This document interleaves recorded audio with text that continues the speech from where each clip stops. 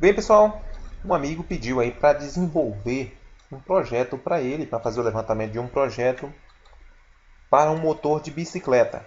E eu sugeri a ele fazer com alternador de carro devido a algumas experiências que eu já fiz e já vi também. O alternador de carro ele tem um bom torque, porque ele é um motor, digamos assim, que ele tem aí 12 polos. E aí, vocês sabem que a rotação de um motor, quanto mais polos ele tiver, menor é essa rotação. Então o torque dele é muito bom em baixa velocidade. E ele foi e perguntou, mas quantos quilômetros essa bicicleta vai atingir com esse alternador? Então, para isso, nós temos que saber alguns cálculos matemáticos. Então, pessoal, esse primeiro vídeo aqui, eu só vou estar falando sobre informações matemáticas em relação a quantos RPM vai ser o alternador, ele vai dar quantos RPM, e em relação a quantos quilômetros pode atingir essa bicicleta em velocidade máxima se a gente deixar um por um. E como vocês sabem, a bicicleta tem os seus multiplicadores, que são ali as coroas para mais ou para menos, aí a gente pode fazer. Então esse vídeo vai ser sobre esse assunto. Quem tiver mais conhecimento nesse assunto também pode comentar aí abaixo. E aqueles que não têm, vai fazer perguntas sobre este assunto. Então vamos lá. Esse é um alternador trifásico. Não sei se vocês já viram eu mostrando aqui no canal, já mostrei como é que é a bobina dele. Então ele tem um bobinado trifásico. Ele é feito para gerar energia para o carro, para o acumulador, no caso a bateria. Então a polia do motor pega aqui e vai girar ele e ele vai alimentar a bateria do carro lá e os outros circuitos. Este alternador, a média dele é 600 RPM, ele já começa a gerar. A velocidade média do carro ou quando o motor está parado ali é mais ou menos isso aí. Para ele gerar energia, ele tem que ser excitado. Ele tem um ponto lá que é injetado os 12 volts da bateria. Ele começa ali a consumir uma pequena corrente, injeta o induzido dele, ele excita esse induzido e aí com o motor do carro fazendo ele movimentar, esse induzido magnetizado vai ser o eletroímã e aí esse eletroímã girando entre a bobina de campo vai fazer com que ele gere uma determinada corrente de acordo com a velocidade. Ele tem um regulador dele para poder controlar essa tensão para ficar só em 12 volts. Pode aumentar a velocidade do carro o quanto for, ele só vai ter uma saída ali de 12 volts, que é esse controlador dele. O máximo ali chegando a 14 volts, 3,8, 14, mais ou menos isso aí. Para que ele funcione como um motor, nós vamos fazer um sistema misto nele. Não vai ser um BLDC completo, porque vai ter as escovas. E BLDC é o Bruxelas, quer dizer sem escovas, né? Nesse caso, vamos excitar a bobina dele com 12, 24 ou 36 volts, de acordo aí o projeto que cada um vai fazer. O bom é com 12, que ele não vai aquecer tanto. A gente pode colocar um PWM para excitar o induzido e um inversor trifásico com um controle de duty cycle e de frequência para a gente poder controlar a velocidade dele. Porque com esse controle aí a gente vai ter um bom torque. Mas quantos RPM ele vai atingir? Então vamos aqui.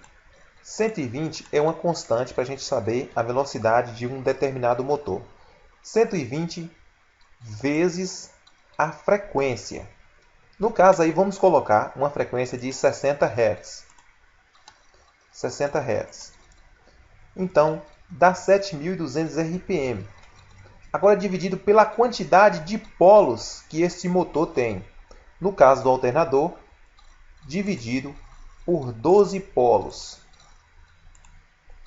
Então, temos 600 RPM. Com esse número aqui, nós agora vamos determinar qual será a velocidade máxima que a bicicleta vai atingir se a gente deixar um por um. Por exemplo, aí o alternador dá uma volta, o pneu da bicicleta também dá uma volta. Então, o primeiro dado que nós temos é que o nosso motor vai atingir 600 RPM, 600 rotações por minuto. Então, em um minuto ele vai dar 600 voltas aí. Agora precisamos de um outro dado que é Que bicicleta vamos usar? Qual é o tamanho do pneu dessa bicicleta aí? Então vamos considerar uma bicicleta normal aí, aro 26. Então se nós considerarmos uma bicicleta aro 26 polegadas, então 26,25,4, que é o que vale a polegada, dá 660 milímetros. Vezes π. Tem o 4 aqui, mas não tem nada a ver não. Foi um erro de grafia aqui. Vezes π. Então, esse vezes π é para a gente saber o diâmetro total ali, a circunferência dela, o comprimento de toda a circunferência, quando a roda der uma volta, o quanto ela vai percorrer. Então ela vai percorrer 2,73 m. Vamos considerar 2 metros só. Vamos considerar que cada volta da roda equivale a 2 metros. Então temos agora 2 metros vezes 600, que é 600 RPM, né? 600 voltas por minuto. Então em um minuto nós vamos percorrer 1.200 metros. Agora vezes 60, que é a hora. Então 1.200 metros por minuto vezes 60 minutos, que é a hora, então deu 72.000 metros. Agora aqui temos que dividir por 1.000. Então por que dividimos por 1.000? Porque 1.000 metros é igual a 1 km. Então a bicicleta vai atingir aí o máximo, a considerar aí 1 por 1, 72 km hora. Se a gente tiver uma tração aí de coroa para que dá uma volta, lá dá duas voltas no pneu, essa velocidade dobra. Se for ao contrário, aqui for dar 2 voltas por uma, essa velocidade cai pela metade. Então, quanto mais diminuímos aqui, digamos assim, numa relação de engrenagem ou de coroa, vamos ganhar torque. A depender do que você quer aí colocar ele, se for em uma cadeira de rodas ou se for colocar aí num pequeno triciclo, numa bicicleta, ou o que for, que seja aí, dá um motor muito bom aí, se a gente considerar isso aí. Aí vocês devem me perguntar, mas qual a potência desse motor? Bem, isso aí já vai ficar para um próximo vídeo, para a gente não crescer muito esse assunto aqui e não ter como discutir ou vocês enjoar desse vídeo. Então esse vídeo era só para isso aqui, para vocês terem uma base aí. Eu espero que eu tenha conseguido explicar para vocês claramente. E se cometi algum erro aí, os amigos completem esse vídeo aí. E quem gostou, deixe seu ok, compartilhe o vídeo para que outros vejam, se inscreva no canal. Muito obrigado e até a próxima.